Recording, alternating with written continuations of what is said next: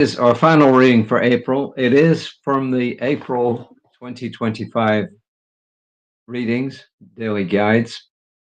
And I think it's a good one to wrap things up actually for the month of April.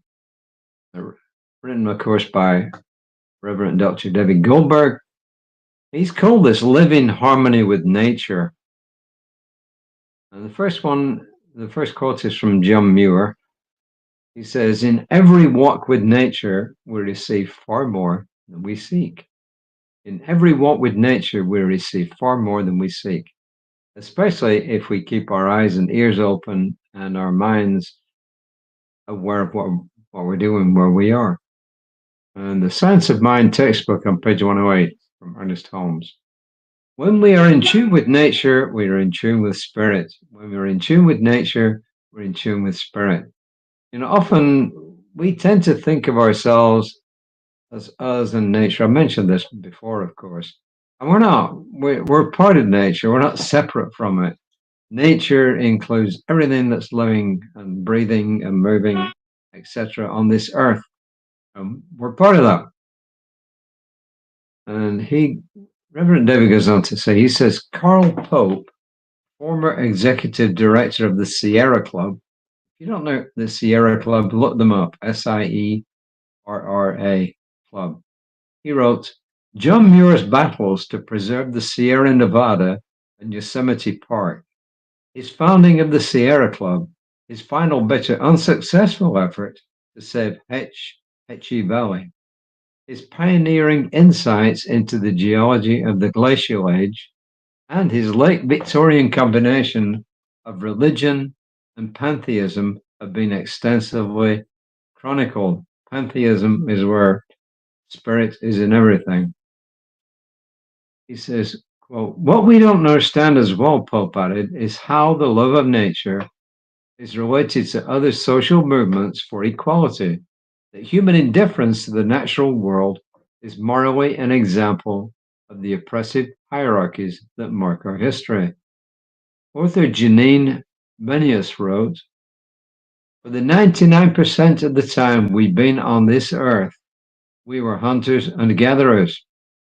Our lives dependent on knowing the fine, small details of our world. Deep inside, we still have a longing to be reconnected with the nature that shaped our imagination, our language, our song and dance, our sense of the divine. Living in harmony with nature is a spiritual practice. From conservation efforts to daily choices that honor the earth, we express love and gratitude for creation. And that harmony begins with action. He says today, and I'll say today, tomorrow, sometime in the near future, spend some time outdoors, reflecting on the interconnectedness of all life. Then he says, how can you deepen your connection to nature and live more sustainably? Each step, no matter how small, contributes to the greater good.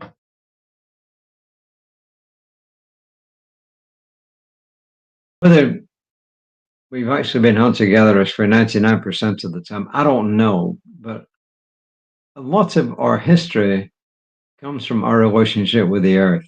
I mean, a lot of our expressions come from relation to this. I mean, just simple expressions like down to earth, right?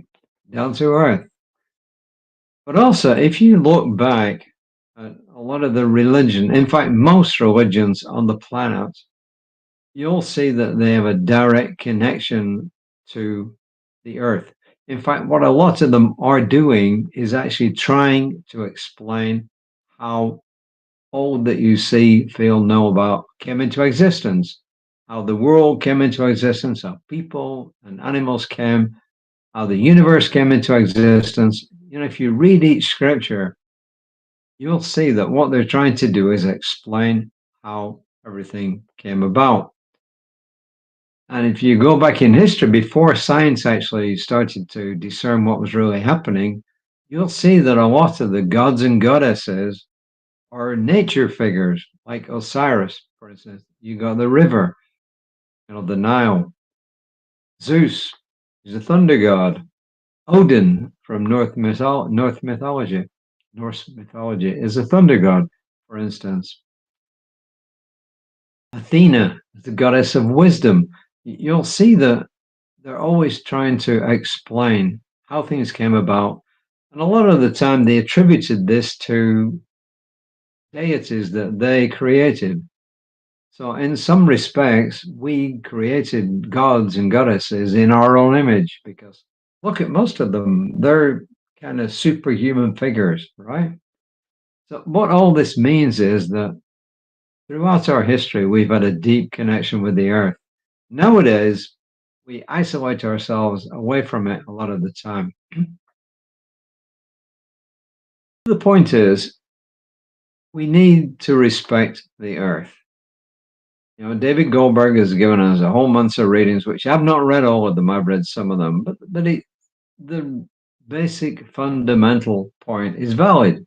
We need to take care of the earth, and we each need to do something, even if it's as simple as what I'm going to do when I get off the phone here. Not the phone. When I get offline here, I'm actually going to go out and I'm going to wheel our recycle container to the curb, which is off to my left will be your right, and I'm going to park it right at the end of our driveway. And then tomorrow morning, the recycle people will come and they'll pick it up. And I don't know what happens to it from there, but I've done my bit.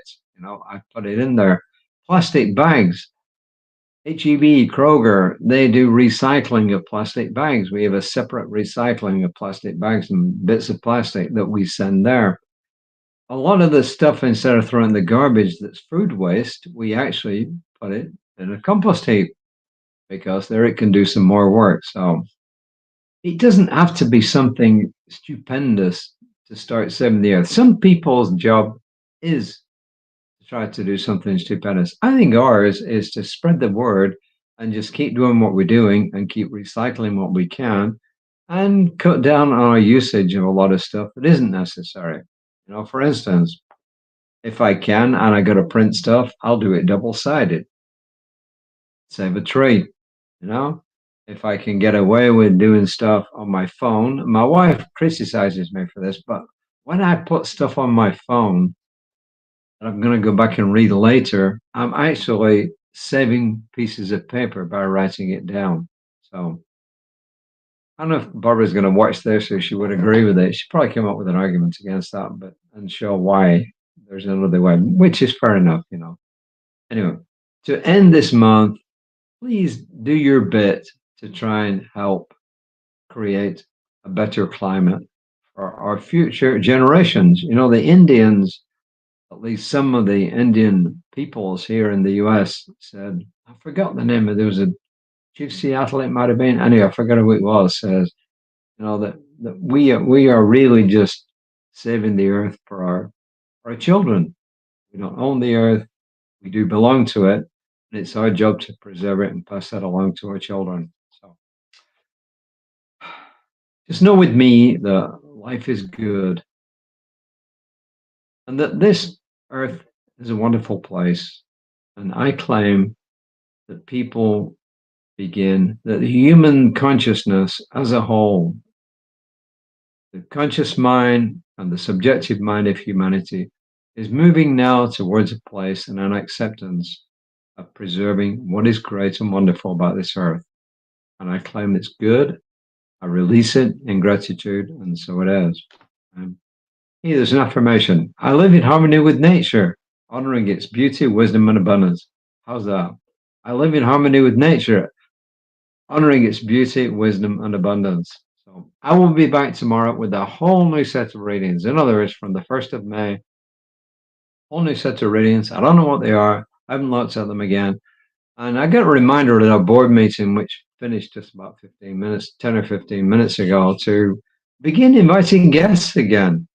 You know, so I'm going to start inviting guests to come on here and we can discuss things and make it, you know, more like a regular podcast. You know, Reverend Lisa and I do a regular podcast, and she will be back with her kind of podcast at about 9:15 tomorrow. I'll be back with my kind of regular podcast later in the day. And I hope you got a chance to tune in to Danny and Mercadal today with their midweek meditation. So until next time, thanks for watching. Now, please pass this on. Please like it and just do your bit. Namaste.